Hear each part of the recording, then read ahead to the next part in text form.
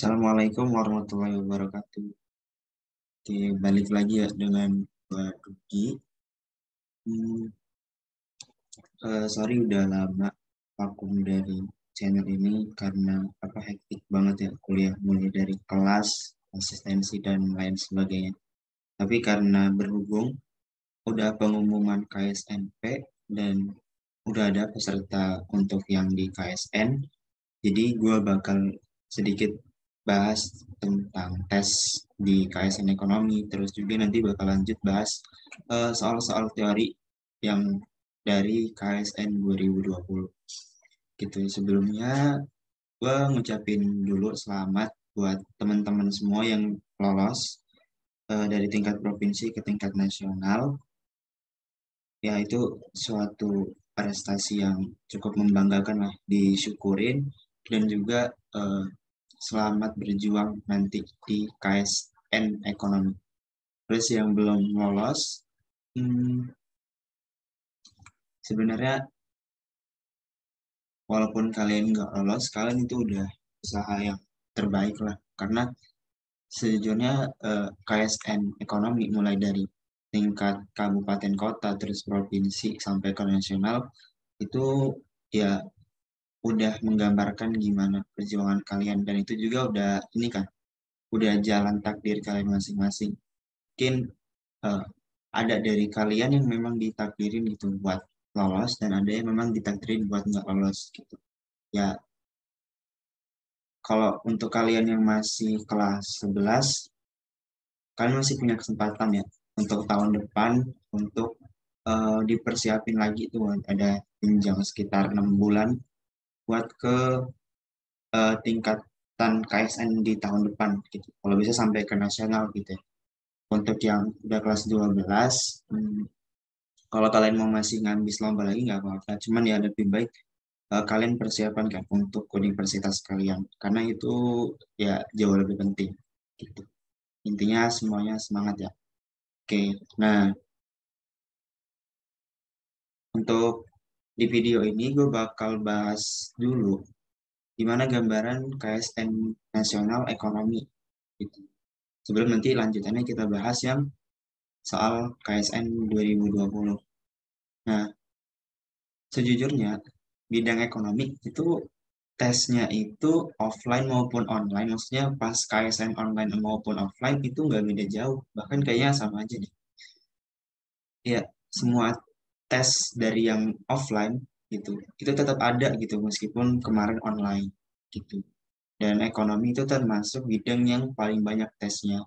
Sebenarnya banyak kan geografi, tapi ya ekonomi juga banyak gitu.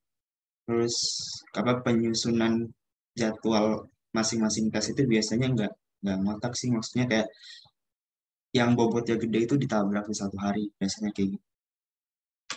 Nah, di KSN ekonomi itu berat, maksudnya ini bukan untuk ini ya, bukan untuk menakut-nakuti kalian, tapi masih gambaran gitu. Kalau tesnya banyak gitu.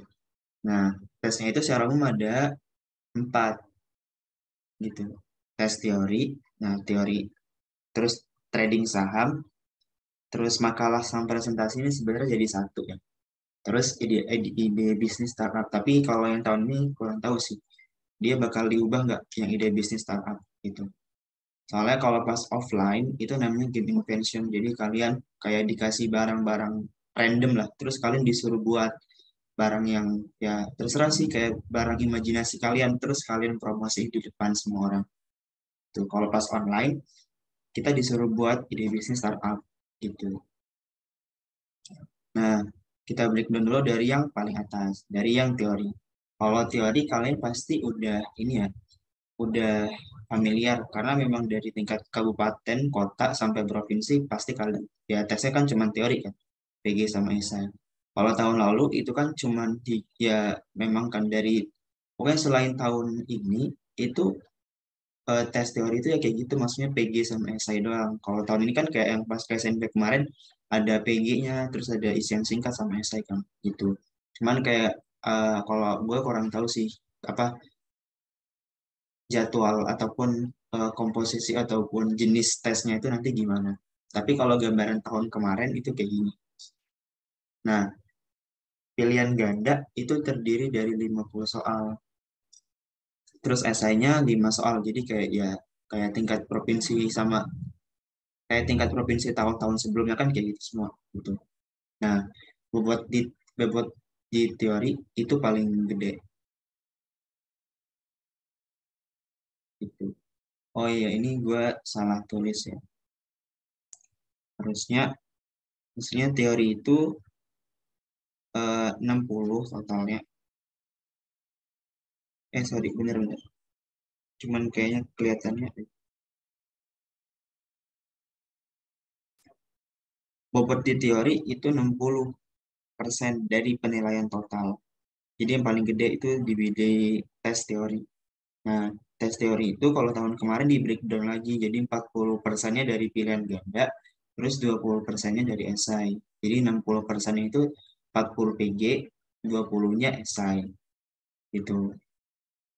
Nah, terus tes-tes perintilan, masukan perintilan tapi penting semua. Trading saham itu 10%, makalah presentasi itu 20%, tapi langsung gue breakdown jadi makalah 12%, presentasinya 8%, terus ide bisnis startup itu 10%. Nah, tes yang paling gede itu bobotnya ada di teori itu bahkan hampir lebih dari 50%. Gitu. Jadi kalau kalian mau ngamanin medali, kalau bisa tes teorinya itu dibagusin gitu. Tapi bukan kalian ngebagusin teori terus apa tes-tes yang lain kalian biarin nggak gitu karena kita kan nggak tahu kan nanti jenis tes ataupun materi yang keluar gimana. Kalau misalkan kalian persiapan teori doang terus ternyata teorinya anjlok itu nantinya tes yang lain nggak ke cover. Jadi kalau bisa kalian bagus di semua tes. Tuh. Nah, itu yang teori. Terus trading saham, yang jujur, trading saham ini ibaratnya apa ya? Ibaratnya itu tes yang paling kalian nggak usah siapin. Gitu. Ke- tapi, tapi kan trading saham ini ya, dia pakai platform broker saham gitu. Kalau tahun kemarin itu pakai Profit namanya, aplikasi Profit. Nah, itu biasanya sebelum hari H kita lomba, kayak sekitar kayak apa ya? Kayak rutin gitu, misalkan sebulan atau seminggu sekali atau 2 minggu sekali, itu jurinya ngasih sosialisasi gitu, gimana cara make aplikasinya, gimana cara pakai brokernya, gimana cara kita beli sahamnya, cara kita jual saham kayak gitu. Terus ngenalin ya fitur-fitur yang ada di aplikasinya, nah terus kita nyoba sendiri itu. Nah, yang perlu kalian perhatiin di situ sih, kalian nyiapinnya ya persiapin aja. Maksudnya kayak kalian ngenalin jenis aplikasinya, terus gimana cara pakainya. Kalau misalkan masih sama, ya kemungkinan masih pakai Profit sih. Terus trading saham ini bisa dibilang eh, tes yang sifatnya gambling. Maksudnya kayak bener-bener gambling gitu, bukan kayak kita, ya pokoknya gambling lah. Kalian tuh soalnya cuman kan tuh cuma 1 hari ya. Terus biasanya kan orang ya trading saham memang sih ada orang yang harian, tapi kan ada juga yang biasanya itu lebih cenderung kayak 3 hari ataupun semingguan gitu. Nah, kalau untuk trading saham, kalian sebenarnya jujur, kalian kayak pelajarin aja saham-saham gorengan. Saham gorengan itu maksudnya kayak saham yang kalau naik cepet banget, gitu. Kalau turun turun banget, itu. Nah, di trading saham kayak kalian siapin aja misalkan H-1 ataupun hari H itu nggak apa-apa soalnya kalau di hari H trading saham itu boleh buka HP, kalian bisa cari-cari itu search saham-saham yang bagus atau saham-saham yang kira-kira bisa naik lah gitu setidaknya nggak rugi itu. eh, Terus di trading saham kalau bisa kalian jangan rugi gitu sebenarnya nggak masalah juga sih kalau rugi karena jujur di trading saham itu nilainya paling baik karena jurinya kayak ngasih patokan nilainya. Misalkan eh, apa ya? Nilainya itu skala 1 sampai 10 nih.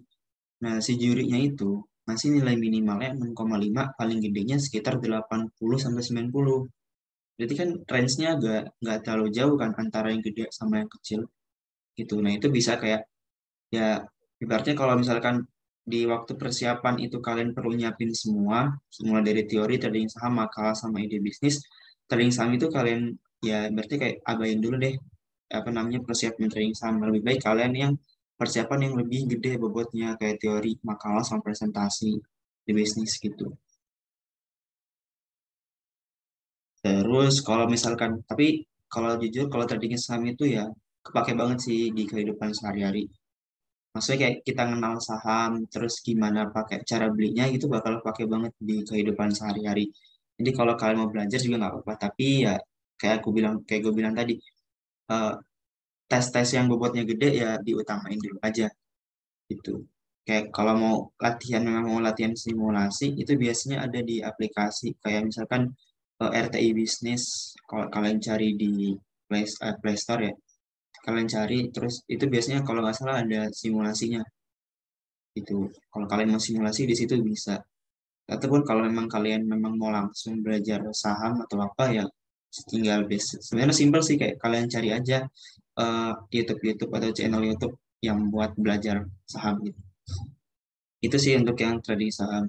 Terus makalah presentasi. Nah, makalah presentasi itu sebenarnya jadi satu. Cuman eh, maksudnya itu, nah makalah itu kan kalian ya benar-benar kayak kalian buat makalah gitu. Kayak makalah. Tapi ya nggak sebenarnya nggak usah terlalu ini sih, nggak usah terlalu ilmiah banget yang kayak ada metodologi, ada penelitian bener nggak usah kayak gitu. Yang penting kalian tuh bisa menghubungkan apa ya, menghubungkan teori ekonomi dengan kasus yang ada di sekitar itu. Nah, makalah presentasi ini penting kalian siapin dari sekarang. Kenapa? Karena menurut gua waktu untuk ngerjain makalah sama presentasi itu kurang gitu loh. Jadi kalian tuh nih, terus juga ngerjain makalah sama presentasi maksudnya ngerjain PPT-nya gitu. Ngerjain ngetik makalah sama buat PPT-nya itu setelah kalian tes teori. Bayangin, kalian tes teori nih, misalkan pagi sampai siang. Nah, ada break berapa jam.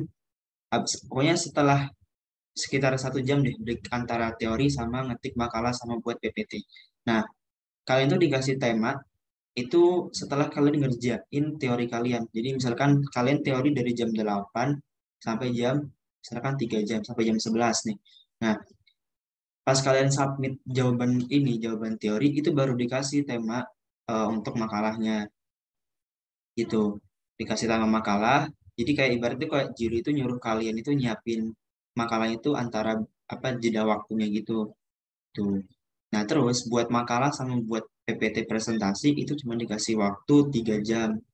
Kalian tuh kayak bener-bener ngetik gitu. Terus kayak buat PPT-nya sendiri lah. Buat PowerPoint ataupun ya buat apa eh, slide presentation-nya ya dibuat.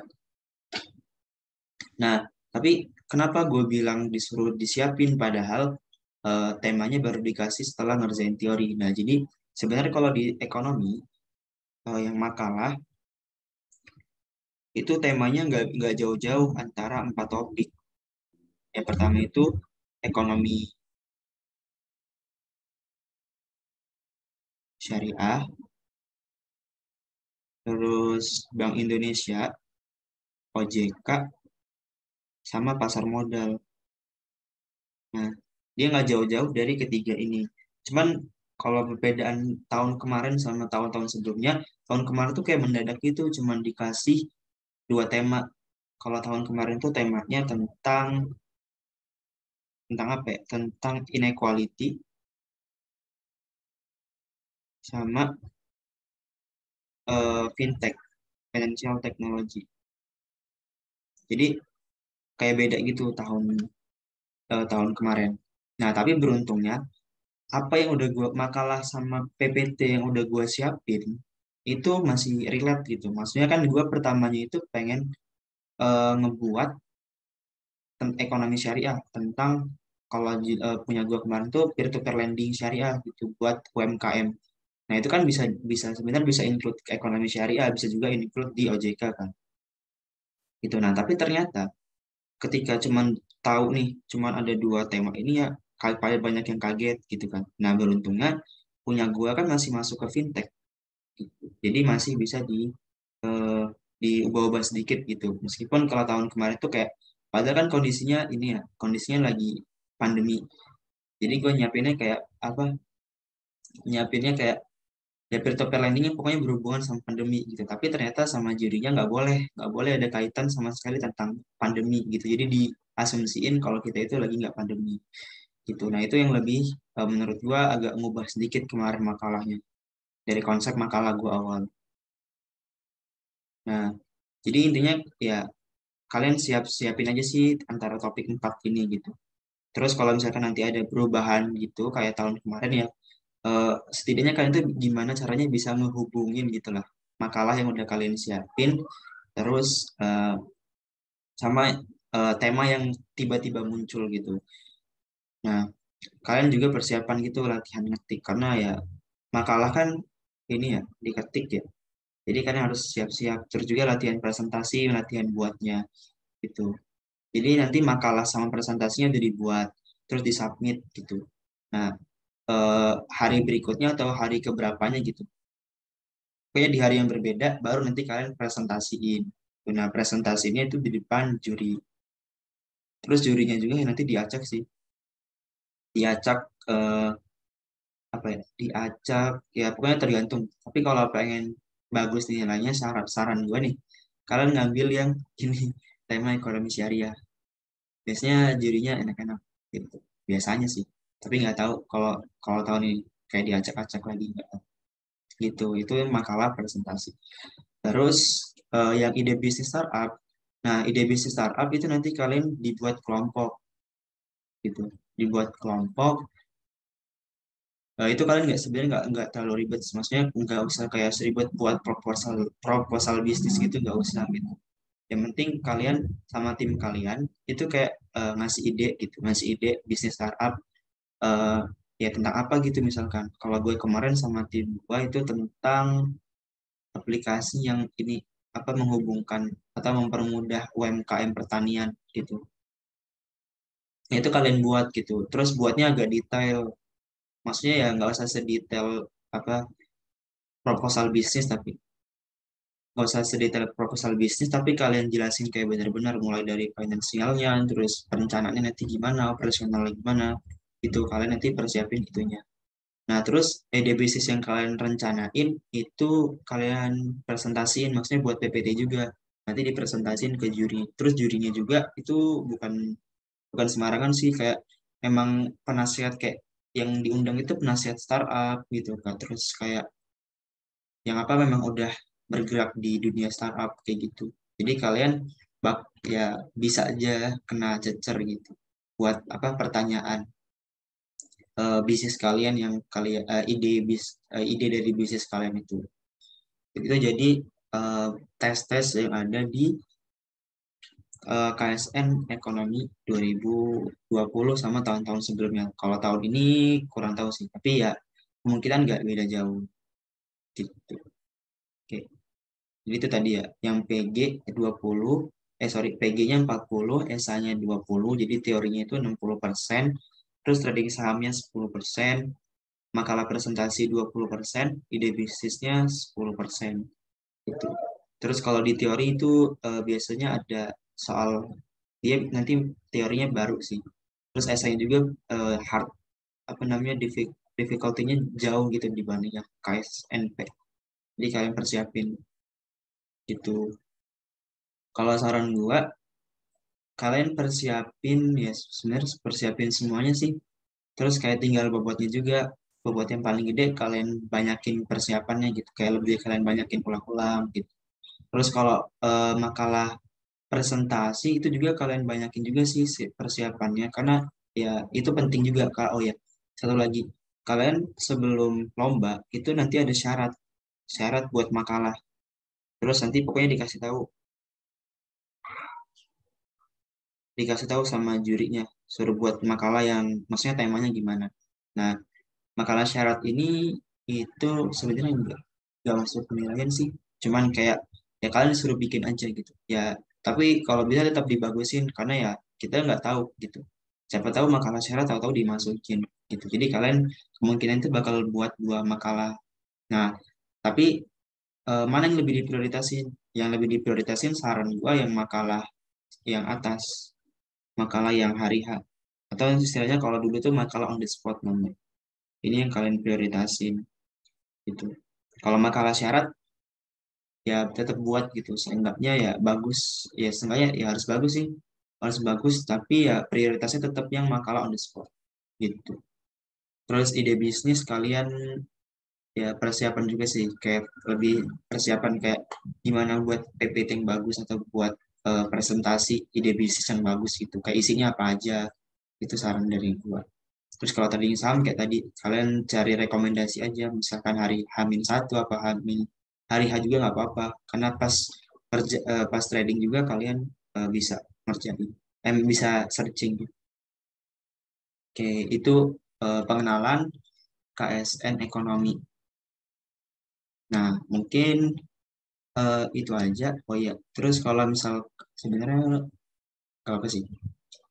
Kalau misalkan kalian memang butuh gitu privat ataupun ya pelatihan buat persiapan KSN, sebenarnya bisa sih. Tergantung nanti kalian ngatur jadwal sama guanya gimana. Karena kadang masih ketabrak UTS sih. Gua UTS sekitar tanggal 16 sampai tanggal 14 sampai tanggal 25 Oktober. Tuh. Oke, mungkin itu aja ya video pengenalan tentang KSN ekonomi. Nanti di video berikutnya gue bakal ini eh, masih pembahasan soal KSN ekonomi di 2020 yang teorinya. Gitu.